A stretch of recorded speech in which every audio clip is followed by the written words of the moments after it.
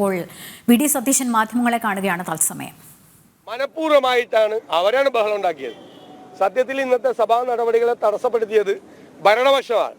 കാരണം മുഖ്യമന്ത്രിക്കെതിരായി ഒരു വാക്കുപോലും പറയാൻ പാടില്ല. മുഖ്യമന്ത്രിക്കെതിരായി സംസ്ഥാനത്ത് പ്രതിഷേധം പാടില്ല, തെരുവിൽ പ്രതിഷേധം പാടില്ല, നിയമസഭയിൽ മുഖ്യമന്ത്രിക്കെതിരായി സംസാരിക്കാൻ പാടില്ല. അപ്പം പ്രതിപക്ഷത്തിൻ്റെ എല്ലാ അവകാശങ്ങളെയും റോട്ടിൽ അടിച്ചമർത്തുകയും നിയമസഭയിൽ നിഷേധിക്കപ്പെടുകയും ചെയ്യാം.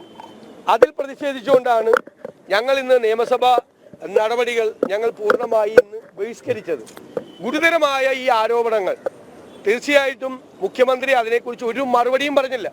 കഴിഞ്ഞ ദിവസം നയപ്രഖ്യാപന പ്രസംഗത്തിൻ്റെ മറുപടിയുള്ള ദിവസം ഞാൻ ഈ വിഷയം ഉന്നയിക്കുകയുണ്ടായി. പക്ഷേ മുഖ്യമന്ത്രി ഒരക്ഷരവും പറയാതെ രണ്ട് കൈയും പൊക്കിപ്പിടിച്ച് ആ രണ്ട് കൈയും പരിശുദ്ധമാണ് എന്നാണ് പറഞ്ഞത്. കഴിഞ്ഞ കുറേ ദിവസങ്ങളായി അദ്ദേഹം നടത്തിക്കൊണ്ടിരിക്കുന്നത് ആർത്തിയെ സംബന്ധിച്ച പ്രഭാഷണങ്ങളാണ്. ആർത്തി പാടില്ല, ആർത്തിയാണ് നമ്മുടെ മനസമാധാനം നഷ്ടപ്പെടുത്തുന്നത്, മനസമാധാനം ഇല്ലെങ്കിൽ ഉറങ്ങാൻ പറ്റില്ല തുടങ്ങിയ ആർത്തി പ്രഭാഷണത്തിൻ്റെ പരമ്പരയാണ് മുഖ്യമന്ത്രി കഴിഞ്ഞ കുറേ ദിവസമായി നടത്തിക്കൊണ്ടിരിക്കുന്നത്. പക്ഷേ നിയമസഭയിൽ ആദ്യം ഈ ആരോപണം ശ്രീ മാത്യു കുഴൽനാടൻ ഉന്നയിച്ചപ്പോൾ അന്ന് മറുപടി പറഞ്ഞത് ഒരു രേഖയും ഹാജരാക്കാൻ ഇൻകം ടാക്സിന്റെ ഇന്ററിം സെറ്റിൽമെന്റ് ബോർഡ് അനുവദിച്ചില്ലെന്നാണ്. ഇപ്പൊ രജിസ്ട്രാർ ഓഫ് കമ്പനീസ് പറയുന്നു എല്ലാ അവസരം കൊടുത്തിട്ടും ഇവർ ഒരു രേഖയും ഹാജരാക്കിയില്ല. കാരണം ഇവരുടെ കയ്യിൽ ഒരു രേഖയും ഇല്ല. അപ്പൊ മുഖ്യമന്ത്രി നിയമസഭയിൽ പറഞ്ഞത് പച്ചക്കള്ളമാണ് എന്ന് ഞങ്ങൾ വ്യക്തമായ തെളിവുകളോടുകൂടി ഈ രണ്ട് ഫൈൻഡിങ്ങും താരതമ്യപ്പെടുത്തിക്കൊണ്ട് പറഞ്ഞു. അപ്പൊ മുഖ്യമന്ത്രിക്ക് മറുപടി ഇല്ലാത്തതുകൊണ്ടാണ് രണ്ട് കൈയും പൊക്കി രണ്ട് കൈയും പരിശുദ്ധമാണ് എന്ന് പറഞ്ഞത്. അപ്പോൾ ഇത് വലിയ അഴിമതിയാണ് നടന്നിട്ടുള്ളത്. വലിയ ഈ അധികാരം ദുരുപയോഗപ്പെടുത്തിക്കൊണ്ടിട്ടുള്ള വലിയ അഴിമതിയാണ്. ഈ അഴിമതി അന്വേഷണത്തിൽ ഗൗരവതരമായ അന്വേഷണം നേരിടുന്ന മുഖ്യമന്ത്രി ഈ സ്ഥാനത്തിരിക്കാൻ യോഗ്യനല്ല, അദ്ദേഹം രാജിവെക്കണമെന്നാണ് ഞങ്ങളുടെ നിലപാട്. ഇന്ന് നിയമസഭയിൽ ഉണ്ടായത് ബഹുമാനപ്പെട്ട പ്രതിപക്ഷ നേതാവ് പറഞ്ഞതുപോലെ ഏറ്റവും വലിയ ജനാധിപത്യ ധ്വംസനമാണ്. വളരെയേറെ ഈ നാട് ചർച്ച ചെയ്യപ്പെടുന്ന ഒരു വിഷയം, ഒരു പൊതുപ്രശ്നം ഏറ്റവും സമീപ ദിവസങ്ങളിൽ ഉണ്ടായത്. ഇതൊക്കെയാണ് അടിയന്തര പ്രമേയത്തിന് ഉള്ള മാനദണ്ഡങ്ങൾ. ഈ അടിയന്തര പ്രമേയമായി ഈ വിഷയം അവതരിപ്പിക്കുമ്പോൾ വളരെ പ്രീ പ്ലാൻഡായിട്ട് ഇങ്ങനെ ഒരു വിഷയം അനുവദിക്കരുത് എന്ന ഭരണകക്ഷിയുടെ നിർദ്ദേശത്തിനനുസൃതമായിട്ടാണ് സ്പീക്കർ അത് കേൾക്കാൻ പോലും കൂട്ടാക്കാതെ, ഒരു ചെറിയ പ്രാഥമികമായ ചർച്ചയ്ക്ക് പോലും തയ്യാറാവാതെ വളരെ ജനാധിപത്യ വിരുദ്ധമായി നിഷ്കരണം ഈ പ്രമേയത്തെ തള്ളിക്കളഞ്ഞത്. അതിൽ പ്രതിഷേധിച്ചുകൊണ്ടാണ് ഞങ്ങൾ ഇന്ന് സഭ ബഹിഷ്കരിച്ചത്. മാത്രവുമല്ല, സഭ നടത്തിക്കൊണ്ടു പോവേണ്ടത് ഭരണകക്ഷിയുടെ ഉത്തരവാദിത്വമാണ്. ഇന്ന് ഈ പ്രമേയം വന്നപ്പോഴേക്ക് ഏറ്റവും കൂടുതൽ ബഹളം വെച്ചത് ഭരണകക്ഷി അംഗങ്ങളാണ്. അപ്പൊ ഇതൊരു വല്ലാത്ത സമീപനമാണ്. അതെ, നടുത്തളത്തിൽ വരെ വന്നത് പ്രതിപക്ഷത്തെക്കാൾ കൂടുതൽ ഭരണകക്ഷി അംഗങ്ങളാണ്. അപ്പൊ ഇതൊരു കേരളത്തിലെ ജനാധിപത്യത്തിന്റെ ചരിത്രത്തിൽ തന്നെ ഒരു കറുത്ത ദിനമായി കാണേണ്ട സംഗതിയാണിത്. ഇത്തരം ഒരു ആരോപണം വരുമ്പോൾ ഏത് ഭരണകർത്താക്കളും അത് ചർച്ച ചെയ്യാനാണ് സന്നദ്ധമാകേണ്ടത്. ഇത് ആ നോട്ടീസ് പോലും പരിഗണനക്കെടുക്കാൻ ഗവൺമെന്റ് തയ്യാറായില്ല. അതിൽ പ്രതിഷേധിച്ചാണ് ഞങ്ങൾ ഇന്ന് നിയമസഭ ബഹിഷ്കരിച്ച് പുറത്തു വന്നിട്ടുള്ളത്. ഈ പ്രക്ഷോഭം ഞങ്ങൾ പുറത്തും നിയമസഭക്കകത്തും തുടരുക തന്നെ ചെയ്യും. മുഖ്യമന്ത്രിയുടെ മകളുടെ പേരിലുള്ള കമ്പനി, അതുമായി ബന്ധപ്പെട്ടുണ്ടായിരിക്കുന്ന അഴിമതി ആരോപണം, ആ അഴിമതി ആരോപണം സഭാ നടപടികൾ നിർത്തിവെച്ച് ചർച്ച ചെയ്യണം എന്ന് പ്രതിപക്ഷം ഉന്നയിച്ച ഗൗരവമേറിയ ഈ പ്രശ്നത്തിൽ ഗവൺമെൻറ് വളരെ ജനാധിപത്യ വിരുദ്ധമായ നിലപാടെടുത്തുകൊണ്ട് ചർച്ച ചെയ്യാൻ തയ്യാറല്ല എന്ന് മാത്രമല്ല, പ്രതിപക്ഷ നേതാവ് ചൂണ്ടിക്കാണിച്ചതുപോലെ ഒരു വ്യക്തമായ ഒളിച്ചോട്ടം തന്നെ ഇക്കാര്യത്തിൽ നടത്തിയിരിക്കുന്നു. ഗവൺമെന്റ് പ്രതിക്കൂട്ടിലായിരിക്കുന്നു എന്നുള്ളത് വ്യക്തമായും എല്ലാവർക്കും ബോധ്യപ്പെടുന്ന വിധത്തിലാണ് ഇന്നത്തെ സാഹചര്യങ്ങൾ വന്നത്. അത് ചർച്ച ചെയ്യുന്നതിന് സ്പീക്കർ അനുമതി നൽകുന്നതിന് പകരം ഭരണകക്ഷി അംഗങ്ങൾ തനി ഗുണ്ടായിസത്തിലൂടെ ഇന്നത്തെ സഭാ നടപടികളെ തടസ്സപ്പെടുത്താൻ ശ്രമിച്ചപ്പോൾ അതിന് കൂട്ടുനിൽക്കുന്ന സമീപനമാണ് സ്പീക്കറുടെ ഭാഗത്തു നിന്നും ഉണ്ടായത്. ഇതെല്ലാം ജനാധിപത്യത്തിനെ കളങ്കപ്പെടുത്തുന്ന നടപടികൾ എന്ന നിലയിൽ അതിശക്തമായ പ്രതിഷേധം പ്രതിപക്ഷം രേഖപ്പെടുത്തിക്കൊണ്ടാണ് ഞങ്ങൾ വോക്കൗട്ട് ചെയ്ത് വന്നിട്ടുള്ളത്. ഇന്നത്തെ ദിവസം അടിയന്തര പ്രമേയത്തിന് നോട്ടീസ് നൽകിയത് ഏറ്റവും ഒടുവിലായി നമ്മൾ അറിഞ്ഞ ഈ സംസ്ഥാനത്ത് മുഖ്യമന്ത്രിയുടെ മകൾ ഡയറക്ടറായിട്ടുള്ള കമ്പനിക്കെതിരെ കേന്ദ്ര സർക്കാർ സീരിയസ് ഫ്രോഡ് ഇൻവെസ്റ്റിഗേഷൻ വകുപ്പ് പ്രകാരമുള്ള അന്വേഷണത്തിന് ഉത്തരവിട്ട പശ്ചാത്തലത്തിൽ, അതായത് കഴിഞ്ഞ 1-ാം തീയതിയാണ് അത് സംബന്ധിച്ച ഉത്തരവിറങ്ങിയത്. ആ അടിസ്ഥാനത്തിലാണ് ഇന്ന് ഇതിന് അടിയന്തര പ്രമേയത്തിന് നോട്ടീസ് നൽകിയത്.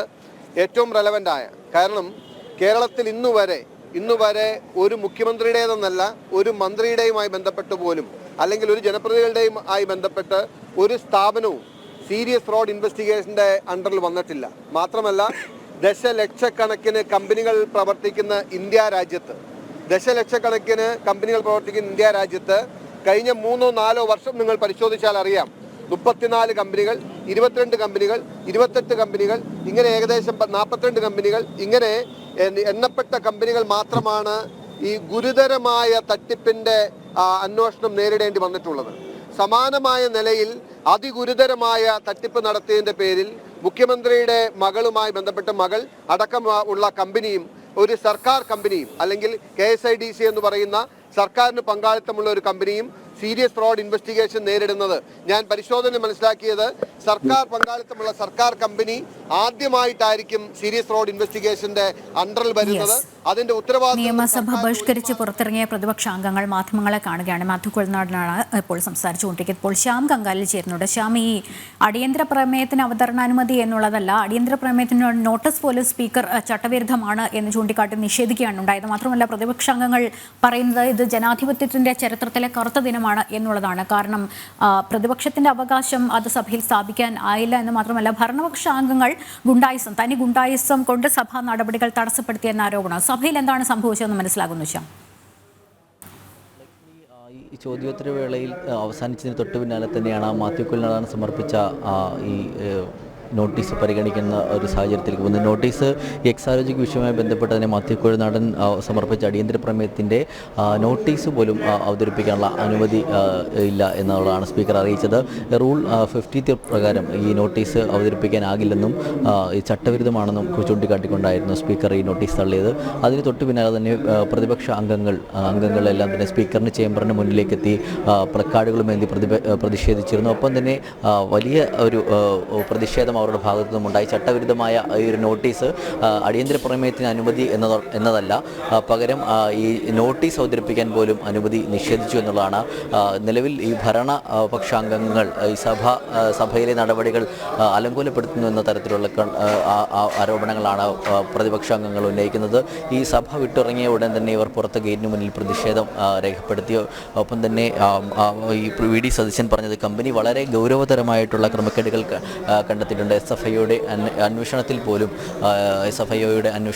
അത് മുഖ്യമന്ത്രിയുടെ മകളുടെ കമ്പനിയിൽ വലിയ ഗുരുതരമായ ക്രമക്കേടുകൾ ഉള്ളതായി കണ്ടെത്തിയിട്ടുണ്ട്. ഈ പശ്ചാത്തലത്തിൽ പോലും മുഖ്യമന്ത്രി സഭയിൽ വരാൻ പോലും തയ്യാറാകുന്നില്ല എന്നുള്ളതാണ്. ഈ സഭയിൽ വരാതെ മുഖ്യമന്ത്രി മുങ്ങുന്നു എന്നുള്ളതാണ് പ്രതിപക്ഷം ഉന്നയിക്കുന്നത്. VD സതീശൻ അക്കാര്യം തന്നെയാണ് സൂചിപ്പിച്ചത്.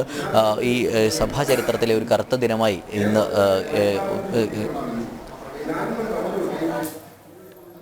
ശ്യാം, ഇത് നമുക്കറിയാം ഈ KSIDC ഒരു സംസ്ഥാന ചരിത്രത്തിൽ ഇന്നേ വരെ ഒരു മുഖ്യമന്ത്രി ഇങ്ങനെ അന്വേഷണ പരിധിയിൽ വന്നിട്ടില്ല. നമുക്കറിയാം ഈ SFIO അന്വേഷണം എന്ന് പറയുന്നത് കേന്ദ്ര കോർപ്പറേറ്റ് അഫയേഴ്സ് മന്ത്രാലയത്തിൻ്റെ ഏറ്റവും ഉയർന്ന തലത്തിലുള്ള അന്വേഷണമാണ്. ആ അന്വേഷണ പരിധിയിലേക്ക് ഇത്തരത്തിൽ KSIDC കൂടി എത്തിയതാണ് അത് പ്രതിപക്ഷം കൃത്യമായി ഇത് ഉയർത്തിക്കാട്ടുന്നത്. പക്ഷേ പ്രതിപക്ഷ നേതാവ് പറഞ്ഞ പോലെയാണ് കഴിഞ്ഞ കുറച്ച് ദിവസങ്ങളായി ആർത്തിയെ പറ്റി മുഖ്യമന്ത്രി ക്ലാസ് എടുക്കുന്നു, ഇരു കൈകളും ഉയർത്തിപ്പിടിച്ച് ഈ കൈകൾ ശുദ്ധമാണെന്ന് പറയുന്നതല്ലാതെ കൃത്യമായി ഈ ഒരു അന്വേഷണ പരിധിയിലേക്ക് എന്തുകൊണ്ട് മകളുടെ കമ്പനിയൊപ്പം തന്നെ ഇത്തരത്തിൽ KSIDC ഒക്കെ എത്തിയത് എന്നുള്ളതിന് മറുപടി പറയാൻ തയ്യാറാകുന്നില്ല എന്നുള്ളതാണ്. ഇപ്പോൾ സഭയിൽ അവരുടെ അവകാശത്തിന് അനുമതി നിഷേധിച്ചു. പക്ഷേ ഇത് സഭയ്ക്ക് പുറത്തായാലും വലിയ രീതിയിലുള്ള ആയുധമാക്കാൻ അല്ലെങ്കിൽ ഇത് കൃത്യമായ വിഷയം പൊതുജനങ്ങളുടെ ശ്രദ്ധയിലേക്ക് ഉയർത്തിക്കൊണ്ടുവരാൻ പ്രതിപക്ഷം ഇനിയും അങ്ങോട്ട് അതായിരിക്കുമല്ലോ നീക്കം. തീർച്ചയായും ലക്ഷ്മി, അതുതന്നെയാണ് നമ്മൾ ചൂണ്ടിക്കാട്ടുന്നത്. സഭയിൽ പ്രതിപക്ഷം ഉന്നയിച്ച പ്രധാനപ്പെട്ട കാര്യവും അതുതന്നെയായിരുന്നു. പ്രതിപക്ഷ അംഗങ്ങളെ മുഖ്യമന്ത്രിക്കെതിരെ പ്രതിഷേധിക്കാനുള്ള അവകാശം പോലും നിഷേധിക്കുന്നു എന്നുള്ളതാണ് പ്രതിപക്ഷം ഉന്നയിക്കുന്ന പ്രധാനപ്പെട്ട ആരോപണം. ഈ SFIയുടെ ഒരു അന്വേഷണ നടപടികൾ തുടരുന്ന പശ്ചാത്തലത്തിലും ഈ കമ്പനി മുഖ്യമന്ത്രിയുടെ മകളുടെ കമ്പനി ഗുരുതരമായ ക്രമക്കേടുകൾ നടത്തിയതായി കണ്ടെത്തിയ പശ്ചാത്തലത്തിൽ പോലും മുഖ്യമന്ത്രിക്കെതിരെയോ അല്ലെങ്കിൽ അതിനെപ്പറ്റി ഉരിയാടാൻ പോലും സഭയിൽ മിണ്ടാൻ പോലും കഴിയാത്തൊരു സാഹചര്യമാണ് എന്നുള്ളതാണ് എക്സാലോജിക്കിനുമെതിരെ SFIO അന്വേഷണത്തിൽ പ്രതിപക്ഷത്തിന്റെ അടിയന്തര പ്രമേയ അവതരണത്തിനുള്ള നോട്ടീസ് തള്ളുകയാണ് സ്പീക്കർ ചെയ്ത്. അതിൽ പ്രതിഷേധിക്കുകയാണ് പ്രതിപക്ഷാംഗങ്ങൾ. മാധ്യമങ്ങളെ കാണുകയെന്നൊപ്പം തന്നെ ശ്യാമാണ് വിവരങ്ങൾ നൽകിക്കൊണ്ടിരുന്നത്.